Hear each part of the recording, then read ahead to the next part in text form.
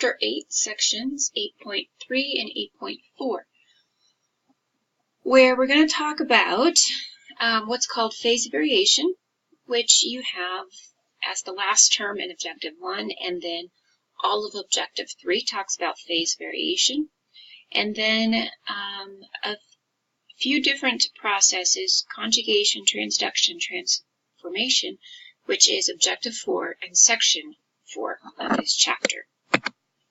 Alright, so phase variation. This is the phrase given to organisms that are able to alter how an organism looks. So what happens is a bacteria can turn on or off a set of genes, and then that set of genes, because it's either turned on or turned off, leads to obvious phenotypic changes. So if you remember, phenotype is the physical characteristics, and so a gene or a bacteria is able to turn off some genes or turn on some genes that make it look different from the outside. Alright, this is heritable. Alright, it can pass it on, the bacteria cell can pass it on to its daughter cells, and the phenotype is passed on because the DNA is passed on. Alright, and then it's also important to remember that the process of phase variation, the process of altering the genetic expression, is mediated by different regulatory proteins. So it's very important, because if you don't have the proper regulatory proteins, you don't have the ability to change the genetic expression. Alright, so this idea of phase variation is almost always applied to traits that affect the bacteria cell surface. Alright, so it's going to be on the outside of the cell, and it's going to describe the ability of the bacteria to change components on their surface that can be used to get rid of it by the immune system.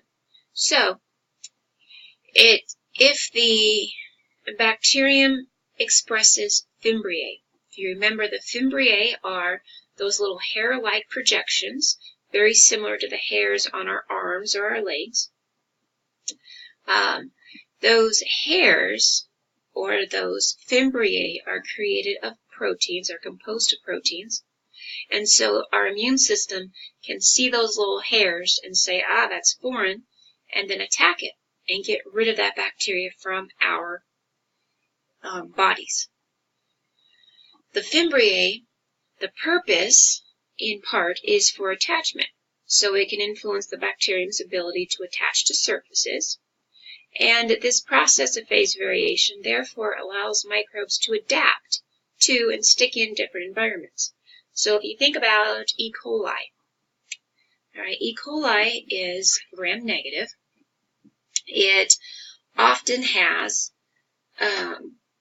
fimbriae. It often has flagellum. And it is always in us. Alright, because it's going to be in our in our GI tract. Alright, but the organism can actually move to different places in the body, and that will cause it to be a problem.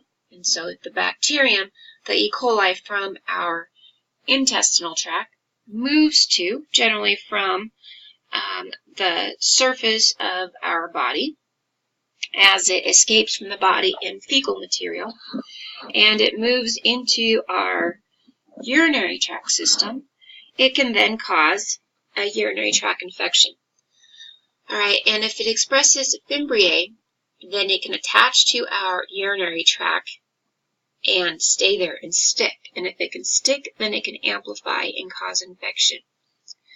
Alright, so some bacteria, not necessarily bacteria that live in us and on us, alright, but bacteria that are going to find their way to us to cause problems, can actually get into us, and then our immune system will start to attack it.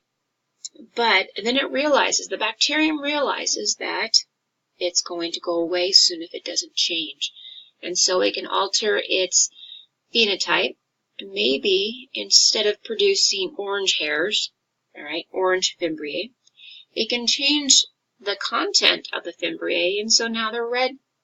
Its fimbriae are red. And so the immune system previously was attacking the orange fimbriae, but because the immune system is so specific, any attack against the orange fimbriae will not work against the red fimbriae. And now the organism can go on to replicate and expand without the immune system taking it down. And now the immune system has to change its activities and start attacking the red fimbriae. And the organism can then, once it's been orange or red for a little bit, it can change it over to green. Or it can do candy cane, a combination of red and white. And so all of these different ways the bacterium or the microbe can alter how it looks, and then it can keep evading the immune system. And that's very important. Examples, yeah, that's the last slide of phase variation. Examples of this are going to be E. coli. Other examples are salmonella, and the organism that causes syphilis. There's a whole bunch of them, and my mind is going blank right now on the different examples. Gonorrhea, Neisseria gonorrhea is one that is very a prime example of that. All right, so sometimes if a person gets gonorrhea and they don't know it, then the organism can actually stay in their system for quite a long time and cause problems. Haemophilus influenza is another example that does it a lot. Neisseria meningitidis, the organism that can cause meningitis, bacterial meningitis, is also a good example of that. And that's one reason why it can be difficult to 100% or create a vaccine that is 100% protective against Neisseria meningitidis, because the organism just can change itself, change how its surface appears to our immune system. Another important thing about phase variation is the fact that in nearly all cases, the majority of cases of phase variation are going to occur in gram-negative cells. All right, the gram-positive, there's a few strains or species of gram-positive organisms that can utilize this process of phase variation, but normally it's going to be gram-negative cells. All right, and section 8.4 is looking at how bacteria can transfer genetic material. And this is going to be horizontal gene transfer. So it's going to be from one cell to the next, not a parent cell to a daughter cell. That would be vertical gene transfer. And there are three examples: conjugation, transformation, and transduction. We've talked about conjugation in the past because bacteria can produce a pili or a pilus, and that is sometimes referred to as a conjugation pilus. All right, and this is also going to occur in gram-negative cells. And so what happens here? You have a donor cell with a pilus, and that pilus creates a bridge between one cell to another cell so that transfer of DNA is direct. All right, so that is both the donor and the recipient cells are alive, and the DNA is a direct transfer. The different the different genes, the genetic material that is transferred in this process is generally something that's going to add to its virulence. How pathogenic can it be? So that could be drug-resistant genes. It could be toxin production or genes that can lead to toxin production. Maybe it's a gene to synthesize a particular enzyme. Or how about fimbriae? All right, so adherence molecules. An organism that doesn't have fimbriae that can easily access the urinary tract. If it doesn't have fimbriae, but it gets inside our urinary tract, the physical flushing of urine through our system, through the tubes, so to speak, will simply wash that bacteria out. But if the organism is able to produce fimbriae, then it can stick, and maybe that flushing mechanism isn't strong enough to wash off those sticky bacteria. All right, the next process is transformation. All right, transforming is just a changing. So the donor cell, or the donor DNA, is going to be a fragment. And so this can be any DNA that's going to be in the environment. And the recipient cell is going to be alive. All right, it's going to be live. And it's sometimes referred to as what's competent. A competent cell, meaning it's competent to pull in that genetic material. And usually, the material that is transferred is going to be genes that allow for capsule production. And if you remember about the capsule, that allows the bacterium to be kind of sticky or actually slippery to the immune system.